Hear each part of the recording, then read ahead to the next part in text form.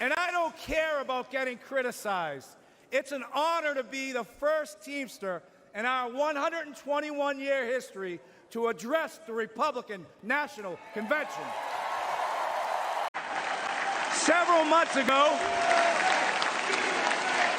I asked the RNC and the DNC for the opportunity to speak. To be frank, when President Trump invited me to speak at this convention, there was political unrest on the left and on the right.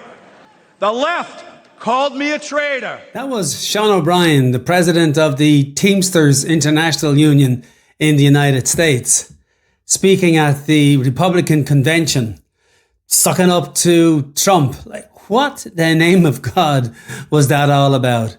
What is a union leader doing at a Republican convention where Trump is attempting to portray himself as the champion of the working class? And yet, when he was the president, he refused to raise the minimum wage. The minimum wage in the United States has been stuck at $7.50 since 2009. And this is the same guy, the same president, that stacked the National Labour Relations Board with anti-union corporate lawyers. He went and hired a corporate lawyer, an anti-union corporate lawyer, to be the Secretary of Labour, a guy called Eugene Scalia. So this president has done nothing to help workers, absolutely nothing. And yet you've got this union leader singing his praises because he allowed him to speak at the National Convention of the Republican Party. Really and truly what he was being a useful idiot. He was being used by Trump because Trump wants to have the 30-second TikTok video that will be viral across states such as Pennsylvania and Michigan and Wisconsin. This was not a progressive move. This was a disgrace and basically undermining the working class in the United States of America. However, in Canada, we have our own union collaborators and useful idiots who line up behind a right-wing government. In the last provincial election, we had 8 construction unions basically lining up behind Doug Ford, one of the most right-wing premiers that this country has ever seen. At the start of our campaign, I was so proud to once again welcome the support of LIUNA, the largest construction union in North America. Recently, for the first time ever, the Boilermaker Union endorsed our party. They got behind our plan for the skilled trades. Yesterday, the International Brotherhood of Electrical Worker Construction Council of Ontario announced its full endorsement of the Ontario PCs. And today, I couldn't be more thrilled to welcome the support of the painters and allied trades. Soon after Ford got elected, he froze the minimum wage. The minimum wage for the most basically deprived workers in Ontario had their minimum wage frozen by Doug Ford. And when these unions lined up behind Doug Ford, one of the first things he did after getting elected with the help of these construction unions was he went after the education workers in the public sector, CUPE members. And essentially he brought in legislation that forced them, took away their right to strike and used what they called a notwithstanding clause in the Canadian Constitution to prevent them from even going into the courts to challenge this unfair law. So, of course, CUPE were forced into having to have an illegal strike to force Ford to back down. And he wasn't finished there, of course. He also brought in a piece of legislation, Bill 124, that limited the wages for all public sector workers in Ontario to 1% at a time when inflation was running at 6%. And I'm not blaming here the workers in the sector because they didn't have much of a say. These were essentially business agents who decided to go rogue and line up behind Ford because he had promised them that he would give them some millions of dollars in for their training centers. So this was a transactional relationship that was going on here. Give us money for our training centers and we'll stand behind you and give you your support. And basically what they're saying is screw the rest of the labour movement. We could care less because once we get money for our banquet halls and for our training centres, we don't care what happens to the rest of the labour movement. And here we are at a time when the Canadian Labour Congress is attempting to show that the guy who's running at the federal level, and I'll talk about him in a few moments, Pierre Poilievre, who's also a right-wing nutcase who tried to undermine unions. Now, speaking about undermining unions, there's a guy called Monty McNaughton, who is the Minister for Labour in Ontario. And he was essentially, a couple of years ago, pushing right-to-work legislation and the removal of the RAND formula in Ontario, which is basically the lifeblood of the Labour movement. And this guy decided that maybe he's found religion, and on the road to Damascus, he then decides to go and talk to these construction unions and promises them some dollars for their training centres. And lo and behold, doesn't he convince these construction unions to stand behind the Conservatives in Ontario, notwithstanding that this individual tried to eliminate the RAND formula, which would destroy these construction unions if it ever came to pass.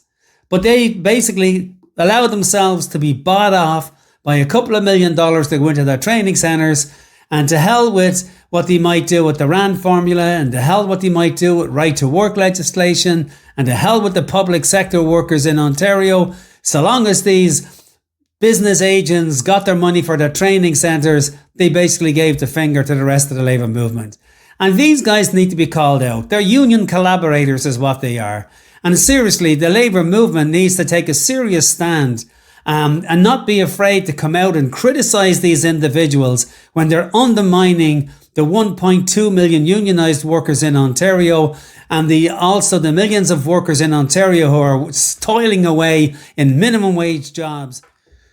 Of course, to understand what these construction unions and this guy Sean O'Brien is doing in the United States, we need to go back, 100 years and take a look at where this ideology came from, where unions collaborate with employers. And at the time, there was a guy called Samuel Gompers. Gompers has been credited with being the founding member of the American Federation of Labour, the AFL. And at the time, he was a worker in the cigar industry, and he formed a union for cigar workers. And then he decided that this would be a good idea if all of the craft unions would do likewise. So he went out about attracting the carpenters, the pipe trades, and ended up forming this federation called the American Federation of Labour. Now, Gompers, he was adamantly opposed to socialism, adamantly opposed to working with the public sector, had no interest whatsoever in the social justice agenda. He was strictly about just working conditions, bargaining and grievances, settling grievances on behalf of the construction trades and the trades, basically the craft unions in the United States. He had no interest either in organising the industrial unions, no interest in bringing women into the labour movement, bringing the black community into the labour movement, no interest in organising the needle trades where primarily women were working. He just strictly wanted to stick with the male-dominated, primarily white male-dominated craft unions in the United States, and had no interest whatsoever in the social agenda. And basically that ideology has permeated the labour movement in the United States. And it's interesting to note that all of these construction unions in Ontario, they're actually branches of the American unions. They call them international unions, but they're not really international. What they are is essentially American unions with branches in Ontario and the rest of Canada. So the ideology about we're all right, Jack, let's get into transactional agreements with employers and with government, so long as we just look after our own group of workers, and to hell with the broader agenda, whether it be a social justice agenda or anything to do with social justice issues outside of our borders. They have absolutely no interest in it whatsoever. So it's not surprising that we see Sean O'Brien from the Teamsters in the United States, and now we see the construction unions in Ontario, all basically following the same edict, all essentially the same ideology, currying favour as business trade unions with employers and with government of the day, notwithstanding that these governments are basically screwing workers in other sectors all across the country. Let's talk about this guy that's running at the federal level who wants to be the Prime Minister of Canada, Pierre Poilievre. Well, guess what's happening again? These same construction unions are now lining up. They're all inviting Polyev into their Taj Mahals, into their training centres and their banquet halls. And again, of course, you've got Polyev promising to put some money into their training centres and bind these guys off once again. Let's give a warm welcome to the leader of Canada's Common Sense Conservatives and the next Prime Minister of Canada, Pierre Poilievre. Thank you very much, Sean, to, first of all, my new Shadow Minister of Labour, who is working hard on behalf of all of us, and thanks to Sean Strickland for hosting me. But most of all, thanks to all of you. I mean, this is absolutely disgraceful what's happening. Again, Poilievre, when he was in the Harper government, he basically supported every single free trade agreement, and Harper signed something like 14 or 15 free trade agreements. I mean, he is responsible for shipping these jobs off to China and to Mexico and down into the southern United States. And here he is today talking about bring it home. He's going to bring home the jobs and he's going to bring home big paychecks. Bring it home. Bring home more of your paycheck. Bring home the production and business back to our country. I mean, are these union leaders, are they losing their mind? Don't they understand that this is the party that actually, you know, were the founding members of free trade agreements that shipped off all of these jobs? And now Poilievre is trying to pull the wool over people's eyes and pretend that somehow he had nothing to do with the signing of these free trade agreements. So let's take a moment to just remind ourselves of what his record actually is. You know, for the last 20 years, he has targeted the RAND formula. He has repeatedly attacked union advocates.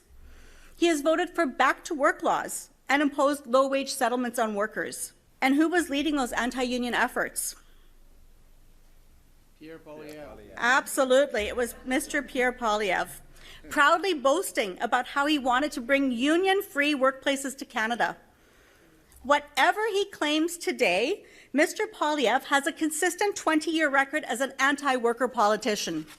When he was basically bashing unions, when he was beaten up on unions, when he is basically saying that we got to get rid of the RAND formula and we got to get rid of closed shops like they got in the construction industry, and we got to bring in right to work legislation, which will destroy these construction unions. But they're short-sighted. And again, they're not really telling the truth to their own members. They're not telling their members what this guy is all about. And instead, just because they're getting a transactional relationship here where they're getting some money for their training centres, they think that's all honky-dory. We don't have to worry about what he'll do down the road. Well, no, my friends, it doesn't work that way. You know, again, the Canadian Labour Congress and all of the unions, and there's, 54 unions that belong to the Canadian Labour of Congress, and they're all putting their money together to try to defeat this guy Poilievre in the next election. And you've got these union collaborators behind the scenes lining up and bringing Poilievre into their union halls and addressing, their folks in these union halls and essentially undermining the rest of the labour movement, pretending that this guy Poilievre is a champion of the working class. It is so disgusting what these guys are doing. And it is really time that they were called out once and for all. And I'd love to see leaders of the national unions in Canada standing up and calling these guys out and not be afraid. The silence is what's killing us. They're not bringing back jobs from overseas. Do you think that Poilievre is going to go and essentially abrogate the free trade agreements? Like, seriously, folks, do you really believe that? Do you believe that he's going to go down if Trump gets elected and tell him he wants to tear up the North American Free Trade Agreement and bring jobs back to Canada? Do you think he's going to go to any one of those nations that they've signed free trade agreements with and bring jobs? No, he's not. He's not going to do that. But you guys are believing it and allowing yourselves to be used as useful idiots to undermine the working class in Canada. For God's sake, will you ever stop and think about the broader labour movement and what's happening to other workers as a consequence of your union collaboration with these right-wing governments? You've been listening to Straight Talk with Sid Ryan.